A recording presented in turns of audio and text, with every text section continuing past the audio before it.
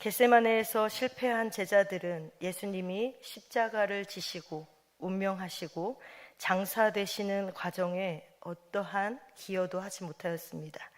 그래서 하나님은 다른 사람들을 사용하셔서 이 모든 일들을 이루어 가셨습니다. 이는 부활의 역사에도 마찬가지입니다. 그렇지만 예수님께서는 제자들을 버리지 아니하시고 장차 사역에 동참하시려고 여인들을 보내셨습니다. 막달라 마리아와 요새의 어머니 마리아가 안식일 전날 금요일에 예수님의 시신이 안치된 무덤까지 따라와서 그곳을 미리 보아두었습니다. 결국 마지막까지 예수님을 따른 사람들은 소수의 여인들이었지요. 이들은 안식일이 끝나자마자 토요일 저녁에 나아가서 향품을 사왔습니다. 안식일이 끝난 저녁에 상점이 문을 열지 않았기에 이들은 아마도 상인의 집에 찾아가 문을 두드리고 부탁해 향품을 구하였을 것입니다. 그리고 주일 새벽 길을 걸을 수 있는 정도의 시야가 확보되었을 때에 예수님의 무덤으로 달려갔을 것입니다. 이처럼 예수님이 죽으심으로 모든 소망이 끊어진 것이나 다름없는 상황임에도 불구하고 이들은 예수님의 무덤을 찾아가 어떻게든 예수님의 시신이 부패가 되는 것을 막기 위하여 향품을 바르려고 애썼습니다. 그런데 이들에게는 걱정이 하나 있었습니다. 무덤을 막은 큰 돌을 굴려줄 사람이 없다라는 것이지요. 여인들은 출발하기 전부터 자신들의 문제를 알고 있었습니다. 그럼에도 불구하고 그들이 포기하고 좌절하고 낭망하고 그 자리에 머물러 있는 것이 아니라 오히려 최선을 다하여 그 자리에 나아갑니다. 장애물이 우리를 막아설지라도 우리는 할 일을 해야 하는 것이지요. 장애물이 사라질 때까지 기다린다면 그때가 늦어질 수도 있습니다.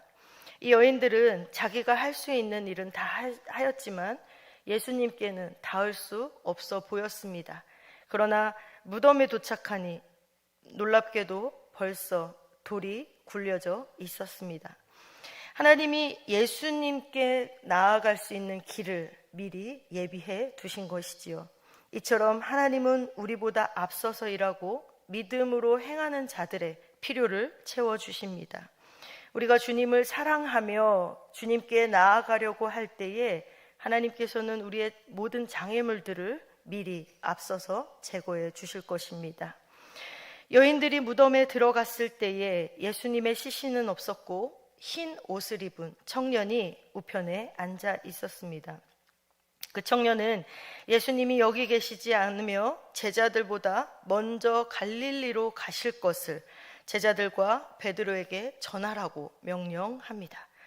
예수님을 버리고 도망치고 부인했던 제자들의 소명의 출발점인 갈릴리로 다시금 제자들을 부르신 것이지요. 그들을 부르신 곳에서 다시 참 제자로 세우시기 위함입니다. 그들을 참 제자로 회복시키시기 위함이지요. 주님은 우리를 부르신 곳에서 다시 우리를 부르십니다. 그리고 우리를 주님의 제자로 회복시키시고 더욱 견고한 믿음을 가지고 살아갈 수 있도록 도우십니다. 예수님이 갈릴리에서 예루살렘으로 가실 때에 제자들보다 앞서 가셨던 것처럼 부활 후 예루살렘에서 갈릴리로 가실 때에도 제자들보다 앞서 가십니다. 여인들이 천사를 보고 그 말을 들을 때에 놀라고 두려워하는 모습 역시 예수님을 따라 예루살렘을 향할 때의 제자들의 반응과도 매우 흡사하다는 것을 알 수 있습니다. 여인들은 몹시 놀라 떨며 무덤에서 도망할 뿐만 아니라 무서워서 아무 말도 하지 못합니다. 이는 제자들이 예수님을 버리고 도망하고 베드로가 두려워서 예수님을 부인했던 모습과 매우 비슷하지요. 여인들이 제자들에 비해 큰 믿음을 가진 것도 아니었다라는 것을 알려주고 있습니다. 그러나 이 여인들은 마음과 힘을 모아 주님을 따랐고 결과적으로는 부활의 증인이 되었습니다. 물론 그 모든 것이 주님의 은혜입니다. 주님은 이 연약하고 부족한 자들을 사용하여 세상에 복음을 전하시고 교회를 세우셨습니다. 예수님의 부활을 알고 믿고 그 안에서 구원을 받은 우리는 이 사실을 기억하며 주님이 행하신 일을 높여 찬양해야 하는 것이지요. 찬송가에 이런 가사가 있습니다. 앞서 가신 예수님 바라보면서 모두 마음을 합하여 힘써 일하세. 이것이 우리의 삶이자 노래가 되어야 하는 것이지요. 주님은 우리보다 모든 것을 먼저 행하시고 오히려 우리에게는 그 영광만을 허락하여 주셨습니다. 그 은혜에 감사해서 우리가 작은 시간, 노력, 재물이나마 드리려고 애쓰며 살아가고 있는 것이지요. 바로 이것이 새 여인의 마음인 것입니다. 우리가 비록 부족하지만 마음과 힘을 다해 주님을 섬길 때에 주님께 모든 영광을 돌려드릴 수 있고 그 안에서 구원의 기쁨을 누릴 수 있게 되는 것입니다. 부활의 주님을 만난 것으로 끝이 아닙니다. 부활의 주님을 만난 자들의 삶과 증언을 통해 하나님의 나라가 확장되고 또 주님의 이름이 드러나는 과정이 이어져야 합니다. 이것이 제자의 삶이고 증인된 삶의 시작인 것입니다. 흰옷을 입은 청년이 떨림과 두려움 가운데 있는 여인들에게 부활의 소식을 전합니다. 예수님의 탄생 소식도 주의 천사가 알려주었는데 예수님의 부활 소식도 천사가 알려주고 있습니다. 부활은 하나님의 나라 역사의 절정으로 하나님 나라의 백성이 승리하게 되는 근원적인 힘을 가지고 있습니다. 예수님께서는 부활의 첫 열매가 되셨습니다. 죽음을 정복하고 부활하셔서 우리에게 참 소망을 주신 그 부활의 주님을 우리가 찬양해야 합니다. 비천한 목자를 메시아의 탄생의 첫 증인으로 삼으신 하나님이 이번에는 증인으로 아무 자격도 없는 여인들을 부활의 첫 증인으로 삼으셨습니다. 세상에서 보잘것없는 이들을 가슴 벅찬 부활의 소식을 전하는 주인공으로 삼으신 것이지요. 부활의 주님은 보잘것없는 우리 또한 영광스러운 하나님의 나라의 증인과 일꾼으로 살아가게 하십니다. 그리고 앞으로도 살아가게 하실 것입니다. 부활은 영원한 생명을 줄 뿐만 아니라 새로운 인생을 살아가게 하기 때문이지요. C.S. 루이스는 예수님의 최대 업적은 부활의 메시지를 선포한 것이고 그 메시지대로 사신 것이다 라고 말했습니다. 예수님은 친히 제자들을 찾아가 부활의 증인이 되게 하셨고 이제는 제자들을 세상으로 파송하셔서 부활을 증언하도록 사명을 주십니다. 그리고 우리에게도 이러한 부활의 능력과 사명을 주셨습니다. 본문 9절부터 20절은 후대에 첨가된 내용으로 추정됩니다. 그러나 본문이 마가복음의 훌륭한 결론인 것을 알 수 있습니다. 예수님과 함께 십자가의 길을 걸은 이들은 제자들이 아니라 구레네인 시몬과 아리마대 요셉과 그리고 세 여인이었습니다. 중요한 것은 12제자 중에 한 명이냐 아니냐가 아니라 예수님을 믿는 믿음임을 선포하며 마가복음이 마무리되고 있다라는 사실입니다. 지금까지 우리는 예수님이 행하신 많은 이적을 보고도 깨닫지 못했던 무리와 예수님을 그리스도로 고백하면서 십자가의 길을 따르지 못한 제자들의 모습을 살펴보았습니다. 아쉽게도 인간의 이런 연약함은 쉽게 변하지 않지요. 성경에서 숫자 2는 증언이나 증인 등 확실함을 나타내는 상징하는 숫자입니다. 예수님이 부활하셨다는 증거가 2번, 두 사람에게 나타났는데도 불구하고 사람들은 그들의 증언을 믿지 않았다는 것이지요. 9절부터 10절에서 알 수 있듯이 부활하신 예수님은 먼저 막달라 마리아에게 보이셨고 또 제자들 중에 둘이 시골, 아마도 엠마오로 가던 두 사람에게 보이셨습니다. 그러나 예수님을 따르던 자들은 이들의 증언을 믿지 않았습니다. 여전히 제자들은 어리석은 상태에 머물러 있다라는 것을 보여주는 것이지요. 이에 예수님은 11 제자가 모여 음식을 먹는 자리에 친히 나타나셔서 그들의 믿음 없음과 그들의 마음이 완악한 것을 꾸짖으셨습니다. 믿음의 도전을 받아 믿음이 흔들리는 사람은 다시금 말씀으로 돌아가야 합니다. 하나님께서 우리에게 확실한 증거를 보여주셨습니다. 우리는 그 믿음에 근거하여서 하나님의 말씀으로 다시금 돌아가야 합니다. 예수님이 다시 살아나셨다라는 것은 너무나 강력한 증거들이 뒷받침되어지는 역사적 사실입니다. 부활하신 예수님의 권세에 의해 교회가 성장하고 이 세상은 하나님의 통치 아래 놓여있게 되었습니다. 그럼에도 완악한 인간은 예수님의 부활을 믿지 않습니다. 이런 불신의 세상 가운데 살아가는 우리는 무엇보다 먼저 우리의 믿음이 흔들리지 않도록 굳게 잡아야 할 것입니다. 그리고 주님의 부활을 담대히 증언해야 할 것입니다.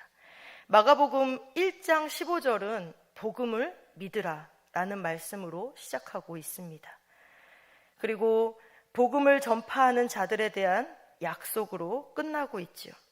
예수님은 부활을 믿지 않았던 제자들을 꾸짖으신 후에 그들에게 온 천하에 다니며 만민에게 복음을 전파하라는 사명을 주고 있습니다. 예수님이 갈릴리와 예루살렘에서 복음을 전하실 때에도 청중에는 믿는 자와 믿지 않는 자로 나뉘어졌습니다. 제자들이 복음을 전할 때에도 사람들이 그렇게 나뉘어질 것입니다.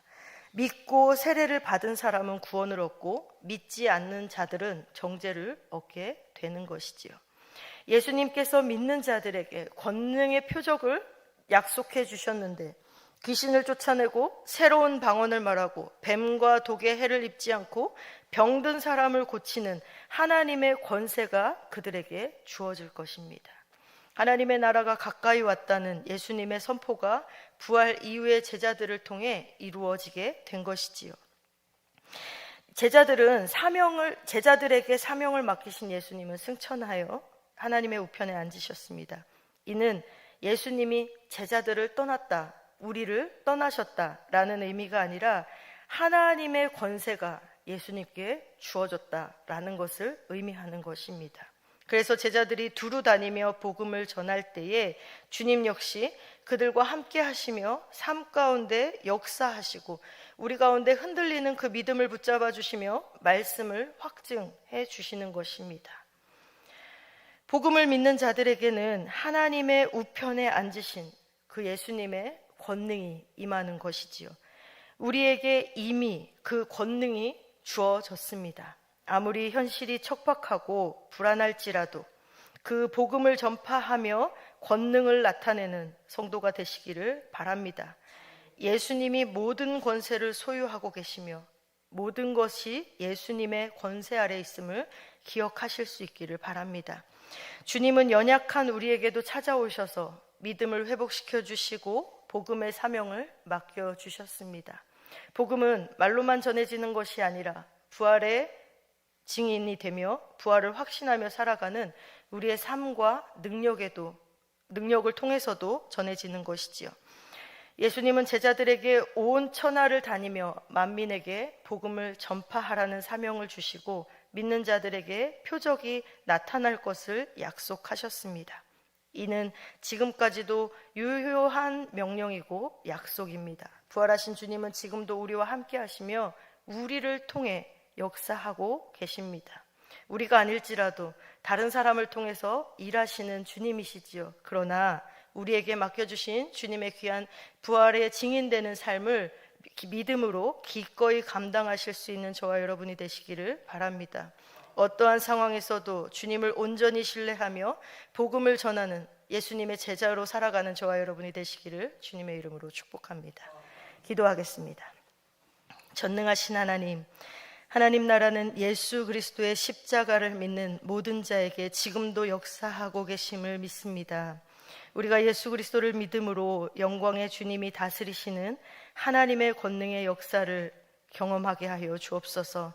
예수님을 믿는 믿음으로 하나님 나라의 복을 누리게 하시고 믿음의 기도를 통해 날마다 하나님 나라의 복과 은혜를 누리며 능력의 삶을 살아갈 수 있도록 인도하여 주옵소서.